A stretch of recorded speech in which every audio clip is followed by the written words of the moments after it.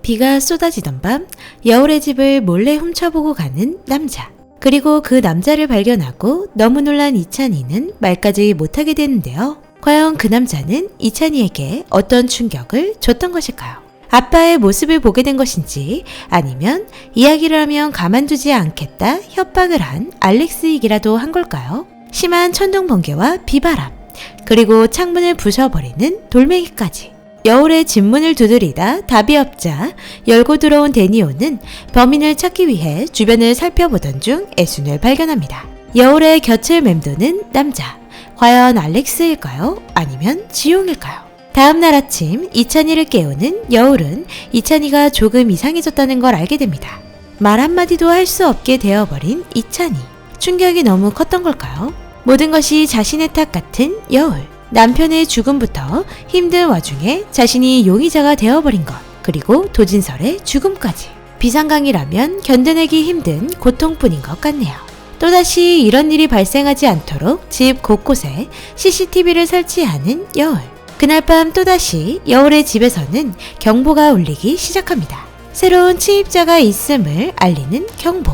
단순 오작동인 걸까요? 그리고 현장에서 잡혀간 애순의 새로운 정체가 밝혀지는데요. 사실 애순은 과거 집에 불을 지르고 남편을 죽인 후 형을 살다 나왔는데요. 그 과정에서 12살 딸이 집을 나갔다고 하는데 그 딸은 나윤이겠죠. 나윤은 여울을 찾아와 애순을 봐달라고 말을 하며 합의서를 내밀게 됩니다. 여울은 단순히 자신이 미워 저지른 일이 아닐 거라 생각해 애순의 과거 사건 파일을 확인하게 되는데요. 애순의 딸 정체까지 확인하기로 합니다. 결국 애순을 봐주기로 결심한 여울. 애순은 여울에게 자신이 돌을 던지지 않았다고 하는데요. 그날 밤 누군가 여울의 집을 훔쳐보는 사람이 있었다고 진실을 말해줍니다. 그리고 그날 밤 또다시 누군가 여울의 집에 들어옵니다.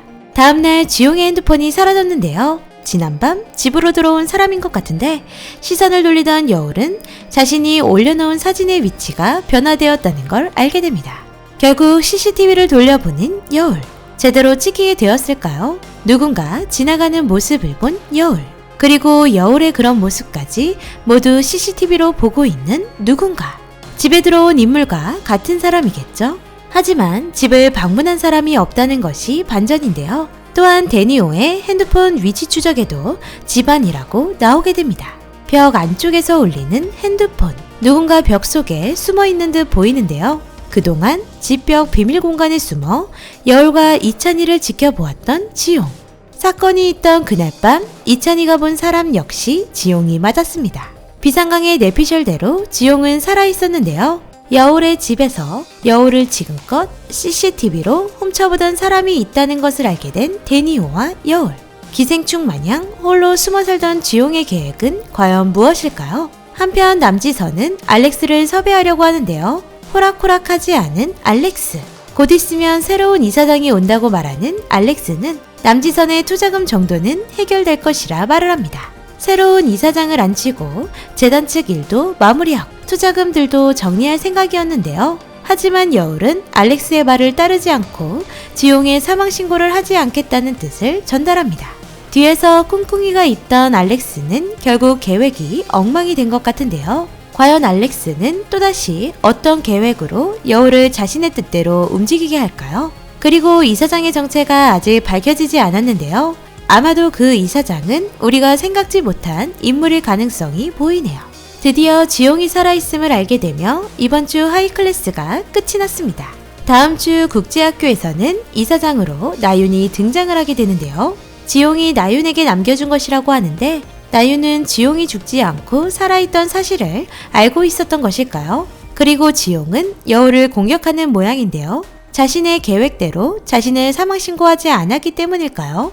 또한 여울은 드디어 자신의 집에서 이찬이와 자신을 훔쳐보던 검은 그림자에 대해 알게 됩니다. 그동안 믿었던 남편에 대한 배신감이 얼마나 클까요? 여기서 가장 큰 궁금증은 나윤이 과연 지용의 계획을 모르고 있었을까입니다. 순수한 얼굴과 눈빛을 보면 모르고 있는 것 같다가도 이사장이 된 나윤의 모습을 보면 지용의 계획을 돕고 있던 것은 아닐까 싶습니다. 또한 지용이 돌아올 것을 알고 있던 나윤이기에 제인이에게 아빠가 올 것이라 말해왔던 것은 아닐까요? 무엇보다 안지용의 최종 계획은 무엇일까요?